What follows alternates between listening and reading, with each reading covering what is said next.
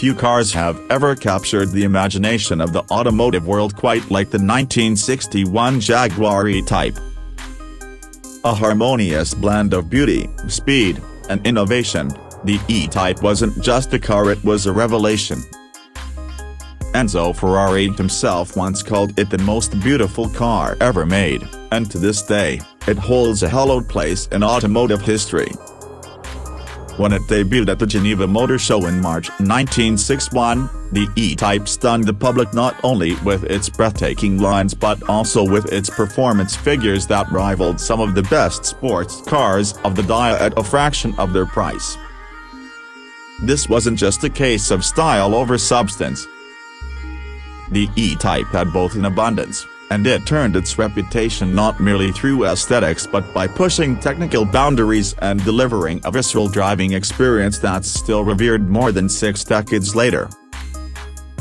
The design is the first thing that captures the eye. The long, sculpted hood, low-slung body, covered headlamps, and tapering tail created an unmistakable silhouette. Unlike the brash angular designs of American muscle cars or the utilitarian forms of some European contemporaries, the E-Type flowed like a work of art. It looked like it was in motion even while parked. Its proportions, dictated partly by the need to house its straight-six engine and partly by Malcolm Sayers' aerodynamically inspired drafting, were perfect. Jaguar's experience in Le Mans had informed much of the E-Type's underlying DNA. Sayer, an aeronautical engineer turned car designer, treated every curve as a product of airflow, resulting in a vehicle whose aesthetics and function were indistinguishably entwined.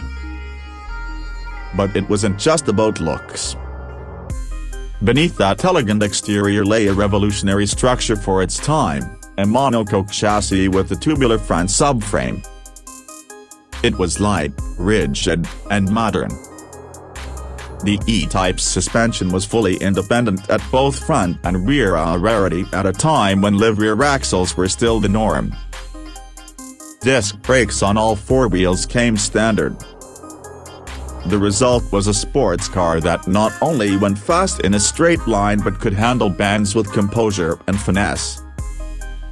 Jaguar had essentially taken lessons learned on the racetrack and applied them to a road car with remarkable success.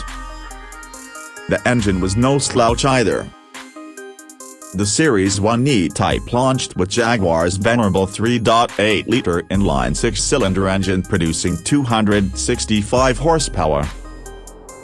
Mated to a 4-speed Moss gearbox, the car was capable of accelerating from 0 to 60 miles per hour in under 7 seconds, a staggering figure for the early 1960s. Its top speed exceeded 150 miles per hour, which, considering the era, was borderline exotic. The mechanical symphony of the twin-Sue carburetors breathing in rhythm, the throaty growl from the polished exhausts, and the mechanical engagement of the transmission created a driving experience that was raw, mechanical, and addictive. Every drive felt alive. The E-Type demanded skill, not just participation. It wasn't a car that insulated its driver from the road, it invited and required involvement.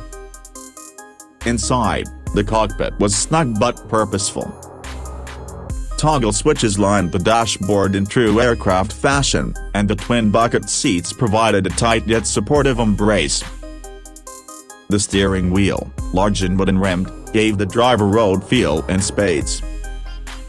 Though ergonomics were occasionally compromised by quirks of British craftsmanship such as oddly placed pedals and limited legroom for taller drivers, the overall experience was immersive and engaging. Every touchpoint communicated mechanical authenticity. The leather, chrome, and classic Smith's gauges reinforced the sense that you were piloting something special, something timeless. On the road, the E-Type could be a handful but a rewarding one. The steering was weighty yet precise. Cornering grip was excellent for the time, and the car felt composed even when pushed, although its swing axle tendencies and narrow tires meant that caution had to be exercised near the limits. The brakes were strong but required a firm foot. It was a machine that taught its driver how to be better. With modern tires and properly sorted suspension, a well-maintained E-Type today can still offer an invigorating, analog experience that rivals modern sports cars for purity and emotional feedback. Beyond the numbers, the Jaguar E-Type became a cultural icon. It adorned posters, filled the garages of celebrities, and starred in films and television. It symbolized a new kind of British cool, fast, beautiful, and unapologetically confident.